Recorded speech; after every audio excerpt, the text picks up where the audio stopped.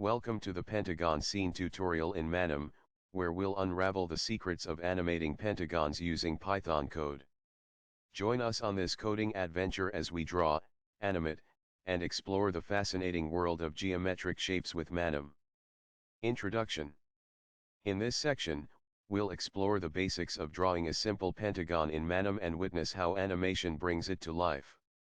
Original code, drawing a pentagon. Watch as a striking pentagon appears on the screen.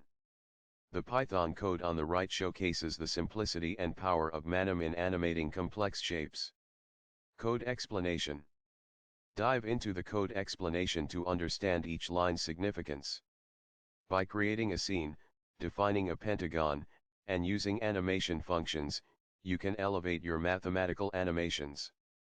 Introduction. Section 2. Drawing and filling a pentagon with color. Witness the red-bordered pentagon fill with vibrant colors, adding an extra layer of creativity to your visualizations. Code walkthrough. Dive into the code walkthrough, where we explore additional features and parameters to draw and animate pentagons with finesse. Don't forget to like, subscribe, and stay tuned for more exciting Manim tutorials.